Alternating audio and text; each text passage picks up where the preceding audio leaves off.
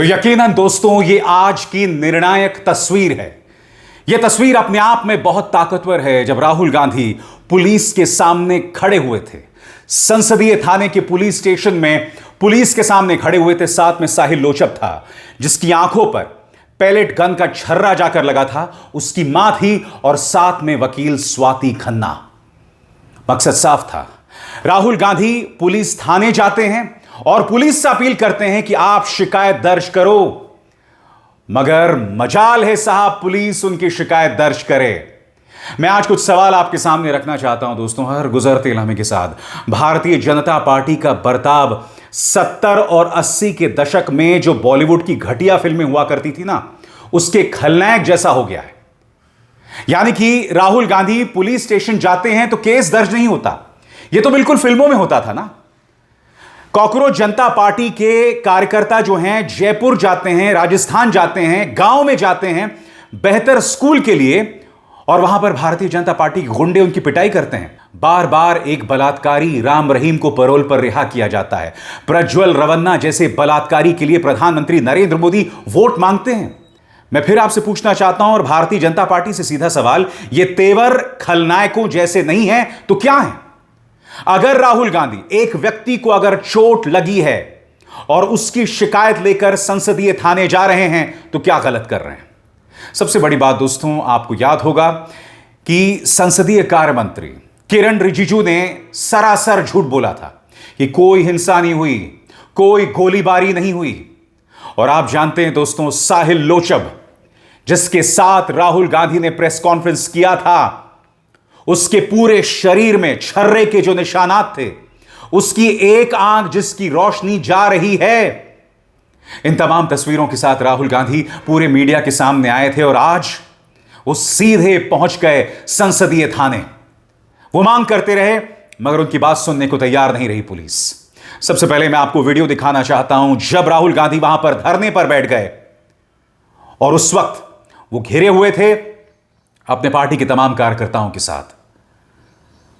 साथ में साहिल लोचब था, उसकी मां और उनकी वकील स्वाति खन्ना। देखिए वो नजारा क्या था।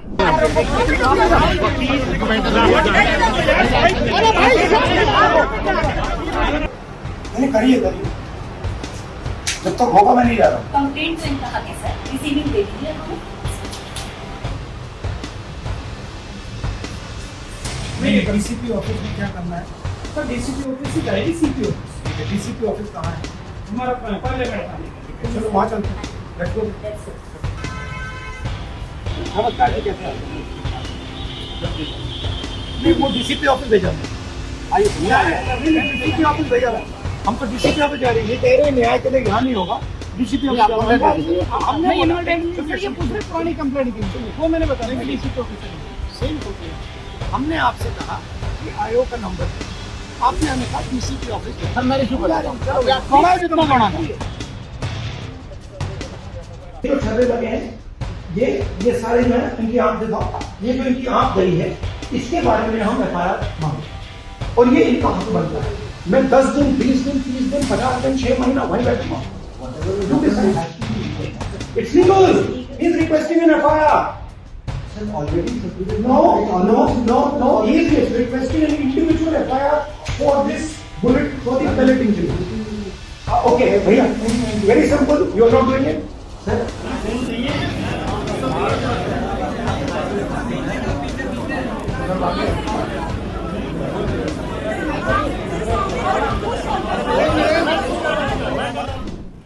और कुछ देर बाद राहुल गांधी की बहन प्रियंका गांधी वाड्रा भी उनके साथ आकर खड़ी हो गईं, जिसके बाद राहुल गांधी की ताकत वहां पर दोगुनी हो गई। और यह तस्वीर जो इस वक्त आप अपने वीडियो में देख रहे हैं, यह वीडियो जो आप देख रहे हैं अपने स्क्रीन पर, यह यकीनन आज की एक निर्णायक तस्वीर है जो भारतीय जनता पार्टी सरकार की ज्यादती की बानगी है। 20 जुलाई को तुम छात्रों पर हमला करो, बर्बरता करो, कोई जवाबदेही नहीं। और आप जानते हैं सबसे बड़ी कायरता क्या है? आज जब राहुल गांधी संसदीय थाने पहुंचे साहिल लोचब के साथ, उसी दिन रक्षा मंत्री मैदान में उतर जाते हैं। किस मुद्दे के साथ? वंदे मातरम। और यह कहने लगे कि किस तरह से कांग्रेस ने वंदे मातरम का अपमान किया। कांग्रेस वंदे मातरम पर सिर्फ अपनी बात रख रही है 1937 वाली, जब महात्मा गांधी ने, रविंद्रनाथ टैगोर ने, नेताजी सुभाष चंद्र बोस ने, सब ने 1937 वाले कांग्रेस के उस प्रस्ताव का समर्थन किया था जिसमें कहा गया था कि वंदे मातरम के पहले 2 स्टैंजास को गाया जाएगा। मगर बावजूद इसके भारतीय जनता पार्टी के नेताओं के पास राहुल गांधी का बस एक जवाब है कि वंदे मातरम जैसे संवेदनशील मुद्दे को भुनाया जाए। इनके पास कोई मुद्दा नहीं है दोस्तों। राहुल गांधी ने सीधा प्रहार किया है अमित शाह पर, और राहुल गांधी क्या कहते हैं आपकी स्क्रीन पर। आज साहिल लोचब के साथ, उनके साथ हुई पुलिस बर्बरता के खिलाफ FIR दर्ज कराने संसद मार्ग के DCP कार्यालय पहुंचा। 20 जुलाई को जंतर मंतर पर शांतिपूर्ण प्रदर्शन कर रहे साहिल पर पुलिस ने पैलेट गन से हमला किया। छर्रों से बुरी तरह घायल साहिल की एक आंख की रोशनी खतरे में है। शांतिपूर्ण प्रदर्शन के खिलाफ ऐसी बर्बरता कोई कानूनी कार्रवाई नहीं, एक गंभीर अपराध है। इस क्रूरता के लिए न गृह मंत्री अमित शाह ने छात्रों को कोई सफाई दी, न प्रधानमंत्री ने उनसे माफी मांगी। अब जब साहिल न्याय के लिए FIR दर्ज कराना चाहता है तो वो भी नहीं करने दिया जा रहा। इस तरह संविधान और संवैधानिक अधिकारों को कुचला जा रहा है। अमित शाह जी न्याय से इतना क्यों घबरा रहे हैं? यह डर दिखा रहा है कि आप अपना अपराध कबूल चुके हैं। FIR होगी, न्यायिक जांच होगी, और ऊपर से नीचे तक जो भी इस बर्बरता के दोषी हैं उन सभी पर कार्रवाई होगी। साहिल और उसके जैसे पीड़ित हर छात्र को न्याय दिलाकर रहेंगे। राहुल गांधी ये बात कर रहे हैं। 20 जुलाई को पैलेट गन का प्रयोग हुआ, उसका सबूत क्या है? सबूत ये है, देखिए ये है पैलेट्स, देख लीजिए इनको अच्छी तरह देख लीजिए। ये देखिए ये है पैलेट्स। ये कहां से आए? ये इनके शरीर से आए, दिखाओ। ये इनके यहां लगे छर्रे, 200 छर्रे इनके शरीर के अंदर है, 3 छर्रे इनकी आंख में है। वो फाइल दिखाओ।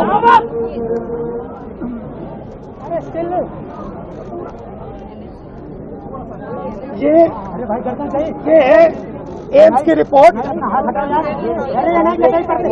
लेडी हार्डन की रिपोर्ट, जिसमें साफ लिखा है कि इनको एम्स की एरी, जिसमें साफ लिखा है कि इनके शरीर में 200 से ज्यादा छर्रे हैं, आंख में 3 छर्रे हैं, आंख इनकी खो गई है, उस आंख से वो नहीं देख पाएंगे,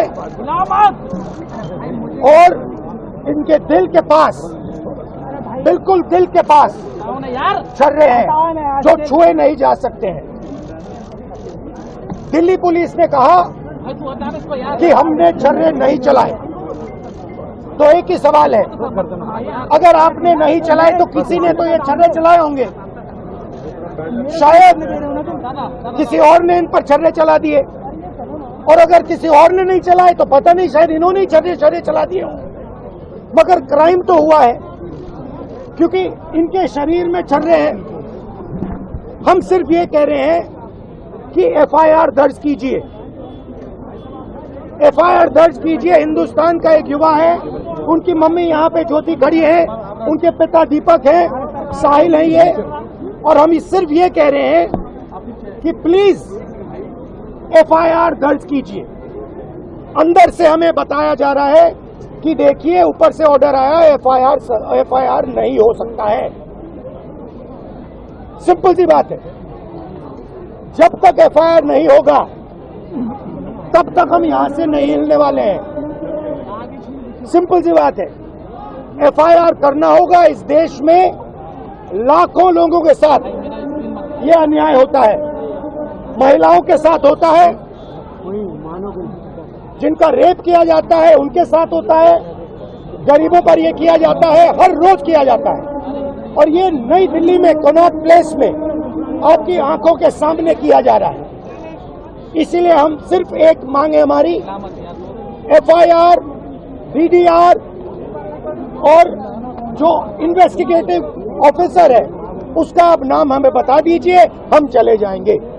हम सिर्फ इस परिवार के लिए न्याय मांग रहे हैं, और हमें बताया जा रहा है कि हिंदुस्तान में युवा पर गोली चलाई जा सकती है। दिखाइए, यहाँ दिखाइए, युवा पे गोली चलाई जा सकती है, मगर आंख दिखाइए,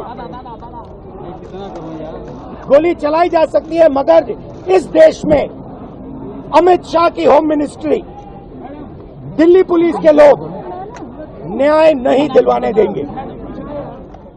था 20 जुलाई की जंतर मंतर कर्नाटक प्लेस के पास मेरे ऊपर पैलेट गन से हमला हुआ, जिसके बाद मैं लेडी आरडी में एडमिट हो गया। उसके बाद मेरे को एम्स रेफर कर दिया गया और एम्स में मेरी 2 सर्जरी हुई आँख की, लेकिन वो 2 सर्जरी के बाद भी मुझे कुछ दिखाई नहीं दे रहा। और अब मैं बेड रेस्ट से उठा तो 14 अगस्त को मैंने अपने हाथों से 7 पेजों की कंप्लेंट लिख के मेरे एडवोकेट और मेरी मम्मी को दी, जो आए और उनके बाद इन्होंने अपना एक्सपीरियंस बताया कि ये जब से FIR रजिस्टर नहीं कर रहे, और आज भी उन्होंने बस रिसीव की वो दिया, अभी भी FIR रजिस्टर।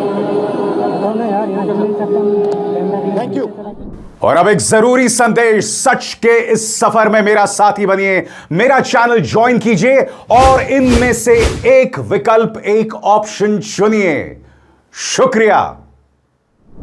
पार्टी के नेता सलमान खुर्शीद का कहना है कि हमें पूरी उम्मीद है कि हमें न्याय मिलेगा। सुनिए क्या कह रहे हैं सलमान खुर्शीद। बिल्कुल कर रहे हैं, हम उनके समर्थन में यहाँ आए हैं और हमें पूरी उम्मीद है कि वो सफल होंगे, कामयाब होंगे। सर, आप पुलिस से उनकी बातचीत हुई है, क्या लगता है कि कुछ? अभी अंदर चला जाऊंगा तो बात पता चलेगी, अभी तो आप जो बता रहे हैं वही समझ पा रहे हैं। और जैसे मैंने बताया दोस्तों, राहुल गांधी थाना पहुंचते हैं प्रियंका गांधी वाड्रा के साथ साहिल लोचप के लिए इंसाफ मांगने, और रक्षा मंत्री को मैदान में उतार दिया जाता है। यह अपने आप में कितना हास्यास्पद है, क्योंकि सरकार अब जो भी हरकत कर रही है, राहुल गांधी पहले से उसे भांप रहे हैं। सरकार के एक्शंस बहुत ज्यादा प्रेडिक्टेबल हो गए हैं, यानी कि आप पहले से ही उसकी भविष्यवाणी कर सकते हैं। सुनिए देश के रक्षा मंत्री क्या कह रहे हैं। कांग्रेस द्वारा वंदे मातरम का सम्मान करने से औपचारिक रूप से न केवल इनकार करना, बल्कि सीधे सीधे विरोध करना अत्यंत दुर्भाग्यजनक और संवैधानिक दृष्टि से बहुत गंभीर विषय है। भारत के संविधान के अनुसार संसद देश का सर्वोच्च संस्थान है और संसद से पारित कोई भी कानून हर व्यक्ति के लिए बाध्यकारी है। यदि कोई इसे मानने से मना करता है तो निश्चित रूप से संविधान के प्रति उसकी निष्ठा संदेह के घेरे में आ जाती है। और यदि राष्ट्रगीत का सम्मान करने से कोई मना करता है तो उसकी देशभक्ति पर भी सवालिया निशान स्वाभाविक रूप से लग जाता है। कांग्रेस 1937 के जिस प्रस्ताव की बात करती है, वह कांग्रेस ने मुस्लिम लीग की कट्टरपंथी मांगों के आगे नतमस्तक होकर पारित किया था, और उसका खामियाजा भविष्य में देश को विभाजन के रूप में झेलना पड़ा था। कट्टरपंथी तत्वों के आगे समझौता करना हमेशा देश के लिए घातक सिद्ध हुआ है, और आज कांग्रेस जब कट्टरपंथी तत्वों के आगे उसी प्रकार समर्पण कर रही है, यह देश के भविष्य के लिए मैं मानता हूं एक गंभीर खतरे का संकेत है। मेरा यह भी मानना है कि कांग्रेस का यह निर्णय सर्वथा असंवैधानिक और निंदनीय है, साथ ही राजनीतिक दृष्टि से भविष्य में एक गंभीर संकट को पैदा करने वाला भी है। वंदे मातरम का विरोध करके कांग्रेस ने अपने नासमझी भरे खतरनाक इरादों को देश के सामने बता दिया है। सबसे बड़ी बात दोस्तों, वंदे मातरम पर जो भारतीय जनता पार्टी कह रही है, इनके पास तर्क नहीं है। जाने माने वकील और राज्यसभा सांसद कपिल सिब्बल ने बाकायदा प्रेस कॉन्फ्रेंस की, और मैं चाहता हूं कि आप उनके प्रेस कॉन्फ्रेंस के इस हिस्से को ध्यान से सुनें। कपिल सिब्बल कह रहे हैं कि जिस वंदे मातरम को लेकर अमित शाह कांग्रेस पर प्रहार कर रहे हैं, उन्हें पता होना चाहिए कि जिस वंदे मातरम को अडॉप्ट किया गया था, उस पर सभी कंस्टिट्यूएंट असेंबलीज की स्वीकृति थी। तो यहां पर देशद्रोह कहां से आ जाता है? और सबसे बड़ा तुरुप का पत्ता, इसमें भारतीय जनता पार्टी के वैचारिक पूर्वज श्यामा प्रसाद मुखर्जी भी शामिल थे। सुनिए कपिल सिब्बल का यह करारा पंच। अमित शाह जी ने एक बहुत ही अहम और खतरनाक बयान दिया है। आपको मालूम है कि कांग्रेस वर्किंग कमेटी की जब बैठक हुई कल, तो उसमें यह तय किया गया कि जो वंदे मातरम है, वो उसके जो 4 स्टैंजास हैं वो पूरे नहीं गाए जाएंगे, क्योंकि 1937 के बाद 1950 में कंस्टिट्यूएंट असेंबली में यह फैसला हुआ कि केवल पहले 2 स्टैंजा वंदे मातरम के गाए जाएंगे, क्योंकि बाकी 2 स्टैंजे में कुछ धार्मिक बातें हैं जिसका विरोध हुआ। और इस संदर्भ में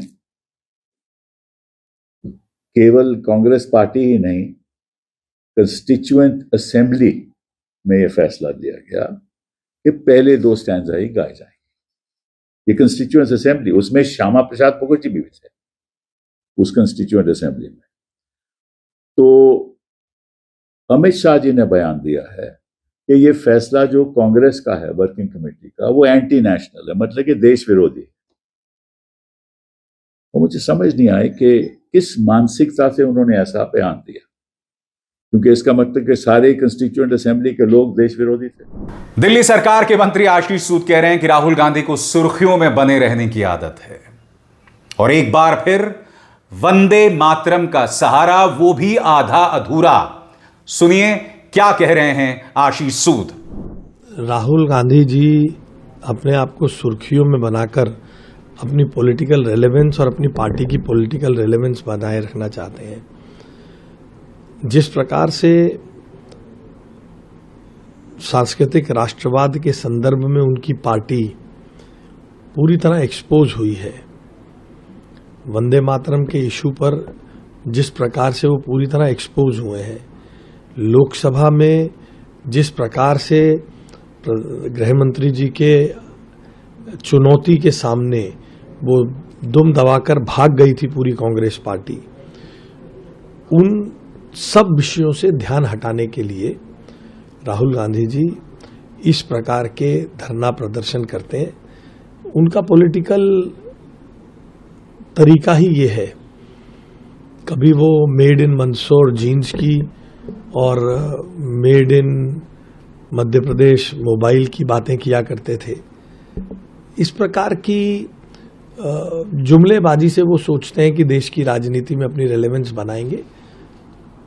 प्रयास करने दीजिए उन्हें, जनता सब। दोस्तों एक बार फिर अपने स्क्रीन पर देखिए राहुल गांधी, उनकी बहन प्रियंका गांधी वाड्रा, साथ में साहिल लोचब, उनकी मां और वकील स्वाति खन्ना आज संसदीय थाने में अपनी मांग के साथ धरना प्रदर्शन करते हुए, और जाहिर सी बात है इस सरकार के पास उसका कोई जवाब नहीं है।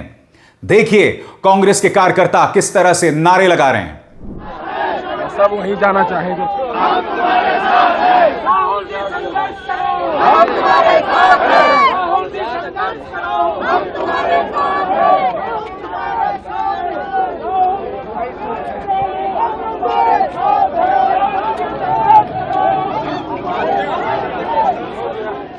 पार्टी के नेता अधीर रंजन चौधरी ने साफ तौर पर कहा कि ये तानाशाही है।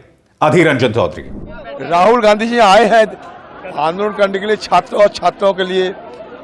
उनकी तरफ से जो मांगे किए जा रहे हैं कि एफआईआर को दर्ज करना चाहिए, ये मौका नहीं दिया जाता है। पुलिस ने यह तानाशाही की रास्ता अपना रही, इसलिए राहुल गांधी जी के विरोध आंदोलन छिड़े, आंदोलन में साथ देने के लिए आए हैं। दोस्तों हकीकत यह है कि भारतीय जनता पार्टी बुरी तरह से थक चुकी है। उनके पास नए आइडियाज नहीं है। एक तरफ वो जेन जी को लुभाना चाहते हैं, मगर जेन जी से जुड़े मुद्दे पर उन्होंने गोदी मीडिया को सुपारी दे रखी है जेन जी को बदनाम करने के लिए। मसलन एक वीडियो कश्मीर का वायरल हो रहा है जहां एक जेनजी लड़की कह रही है मैं जेनजी हूं और मेरी बात सेना को सुननी पड़ेगी। अब उस वीडियो को लेकर समस्त जेनजी को बदनाम किया जा रहा है, और एक तरफ प्रधानमंत्री नरेंद्र मोदी ये वीडियोस बनाते हैं जेनजी के लिए। साहिल लोचब पर छर्रे चलाए गए ना, पैलेट गन से उस पर वार हुआ, और सिर्फ साहिल लोचब नहीं, साहिल के अलावा भी कई लोगों पर पैलेट गन से वार हुआ। तो बड़ा सवाल, भारतीय जनता पार्टी इस हकीकत को स्वीकार करने को तैयार क्यों नहीं है? मैंने कहा ना, इनके तेवर बिल्कुल हिंदी फिल्मों के खलनायकों जैसे हैं। मुद्दे को दबाओ, मुद्दे को सामने मत आने दो। अपनी डिस्क्रेडिटेड गोदी मीडिया के जरिए जेन जी पर प्रहार करो जो सिर्फ अपने मुद्दों की मांग कर रहा है। मुझे बताइए, ये जो 2 मुद्दे हैं, पहला राहुल गांधी साहिल लोचप के साथ इंसाफ के लिए पुलिस थाने गए, इसमें क्या गलत है मुझे बताइए। और यह मेरा सवाल अंधभक्तों से है, क्या गलत है? क्या इंसाफ की मांग करना गलत है? क्या आप अंदर से इस कदर खोखले हो गए हैं कि आपको इंसाफ की भी परवाह नहीं है? सोचिए, इस कदर ब्रेन वॉश होकर आप मेंटली किस कदर बर्बाद हो रहे हैं। अगर राहुल गांधी किसी के लिए इंसाफ के लिए जा रहे हैं तो कुछ गलत नहीं कर रहे हैं। दूसरी तरफ अगर कॉकरोच जनता पार्टी के समर्थक किसी गांव जाते हैं और तबेले में चल रहे स्कूल को एक्सपोज करते हैं तो कुछ गलत नहीं कर रहे हैं। ऐसे में अगर भाजपा प्रायोजित गुंडे उन पर हमला करते हैं तो यह सरासर गलत है। और इस मंच पर मैं आपकी आवाज बनकर लगातार ये मुद्दे उठाता रहूंगा, यह मेरा वादा है।